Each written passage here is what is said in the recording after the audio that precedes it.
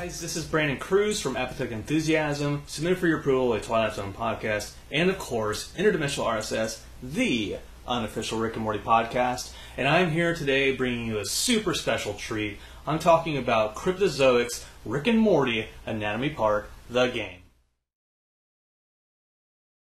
If you're a Rick and Morty fan already, you already know what this episode is about. But for those who aren't in the know, which are a few of you hopefully, and not a lot of people watching this video, Rick and Morty is about a grandfather and his grandson going on wacky sci-fi adventures.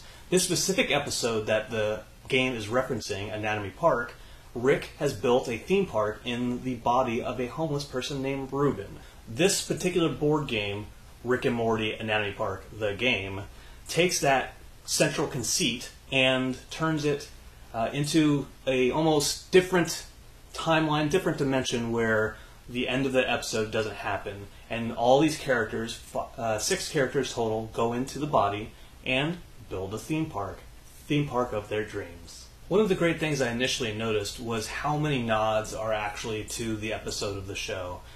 All the tiles that are in the game, they for the most part reference everything that's in the show. There's some new inclusions to it. There's characters, there's diseases in there. And Pirates of the Pancreas, fan favorite, is there, of course, and the Bone Train. So if you or your friends want to ride the Bone Train, if you've ever wanted to ride the Bone Train, if you know what I'm saying, the Bone Train is in fact in this game, and you can ride it.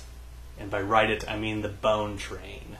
The gameplay here is actually pretty straightforward. There are 3 distinct phases to the game, 3 distinct phases for each turn of the game for each player. The first is a discard phase, the second is a movement phase, and the third is an action phase. The discard phase, if there is a disease on the tile as your character, then you must discard one. And yes, that's right, there are diseases here.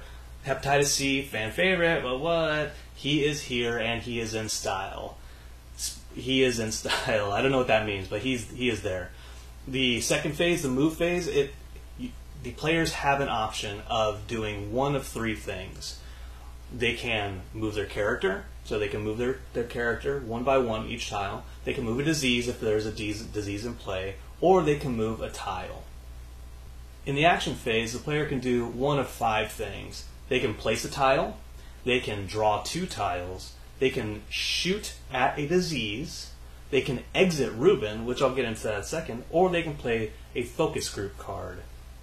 And these tiles allow you to get rewards for placing tiles in specific ways. So you might play a focus group card or tile during your action phase, and it might say to place a tile in between a brown and a food tile. If you do that because you have successfully appeased the masses, so to speak, well, you can get maybe 2 extra victory points, or maybe you can draw 2 tiles in addition to that. The ultimate goals for players is to place their tiles, earn victory points, and ultimately have the most victory points by the time either Ruben has a heart attack and dies, or all the tiles are gone from play.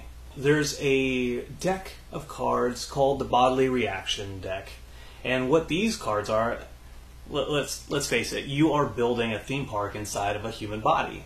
Well, there's going to be repercussions, certainly, and these Bodily Reaction cards are in fact that.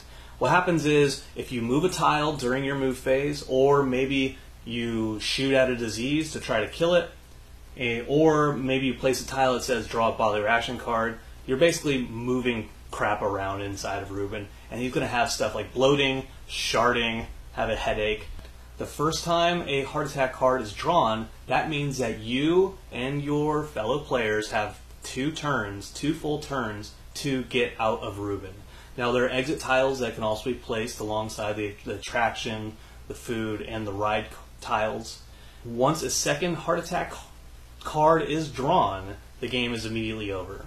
Now, the way the cards are shuffled, the 2 heart attack cards are actually on the bottom of the deck. They ensure that, so the first time somebody draws a Bodily Reaction card, that's not going to be the end of the game. I will say, though, that there's no penalty for not getting out of Ruben in time.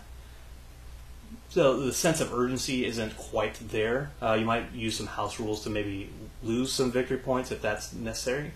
or in the actual rules, again, there's no penalty, but if you escape Ruben in time, you get 3 victory points for that. Speaking of house rules, there are some things that aren't necessarily clearly spelled out in the instruction manual. You can expect that from a lot of board games, a lot of strategy games sometimes, where you're just going to have to make an educated guess or decision or house rule to determine certain things. There are a couple of instances in this game where I just said, house rules, that person can move anywhere they want to. It doesn't specify. But again, as you play on, as you learn the mechanics of the game, some of those house rules start to make more sense. Now, for the game pieces themselves, they're really good quality. All the tiles are nice and thick. They're not gonna start warping and getting misshapen and falling apart on you. The character tiles, they go into these little stands. So do the diseases. They're pretty sturdy. Again, no worries about warping or deteriorating over time, really. I will say that there are a few typos on some of the tiles, but I fully expect, since this was an early release, for those to be gone.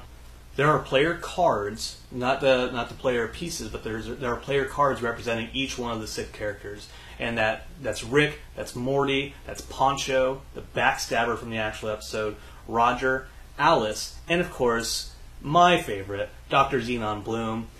I have a feeling that people are going to go play this once they start playing around, and they're going to start doing the Monopoly thing. We're like, oh, I want to be the ship. Oh, I want to be the car. Oh, I always want to be a dog. The player cards, actually, they describe the movement, how many spaces a character can move. They describe the range of attack that they can attack from. So if it says 2 or says 3, they can attack 2 to 3 spaces away. And finally, there is the attack, and that goes up to 3. What that means is they can use 1, 2, or 3 dice to attack a disease. Finally, at the bottom of each one of those cards is what the character's special ability is. And full disclosure, the games I played, I kept forgetting to use that special ability. Keep that in mind. To keep track of the victory points, there are these little buttons. They're about yay big. And they have a 1 on one side and a number 3 on the other.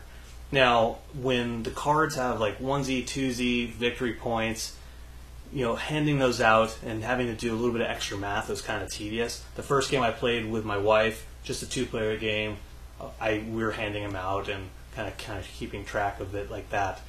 But for the next game I played, which was a 3-player game with me and 2 other friends, we forewent. We said, we don't need these tiles, and I just grabbed a piece of paper and just tally marked. It was nice to have those little buttons with the numbers on them, but overall it's just far easier just to keep tally marks and then erase if any victory points go away. Finally, there are master plan cards, and this is part of the advanced way of playing the game. You can play the game without these cards, and in fact I did twice. I haven't played with them actually. But these master plan cards, what they are is they deal them out to each player, and what they have is color-coded patterns, which will, at the end of the game, after Ruben has died or all the tiles are gone, will grant you extra victory points for specific color combination of cards. It's just an extra level of strategy for an advanced player. I don't think it necessarily makes or breaks the game, but it could affect how your decisions are made whenever you decide, do I want to place this tile here for 2 now, or do I want to hopefully get 4 in the future? Now, I can tell you, I enjoyed the heck out of this game. I loved it, and I'm a huge Rick and Morty fan, and I would say that even if I wasn't a huge Rick and Morty fan, I feel confident and comfortable saying that I would still enjoy the heck out of it. My wife, she likes Rick and Morty, certainly, but she's not a strategy game player. But this game, she actually left saying, oh, I like that. I like that game. I would like to play that again. The playstyle isn't super cutthroat for multiple players, but it still offers up enough strategy to get that competitive kind of feeling together. I don't know why I'm doing this. Even if you're not a die-hard Rick and Morty fan, I've been saying it, but this game is good. Anatomy Park is coming out this July 12th, 2017. Be sure to head out to your local board game shop, comic book store, Amazon, Cryptozoic. Go check it out. Go download it. You can't download it. Maybe you can download the date. Maybe download this. I'm going to talk about it more on the podcast with my friend Travis, my friend and co-host Travis on Interdimensional RSS. Be sure to go out there if you want a little bit more kind of conversational talk about it. But again, July 12th, go out and get it if you're a Rick and Morty fan, or hell, if you're a board game fan in general. If you like this video and you want to see more of this type of video, be sure to like, be sure to subscribe, and let us know what you think. Thank you again, and until next time, I'm Brandon Cruz, and this is a video of a review of a game.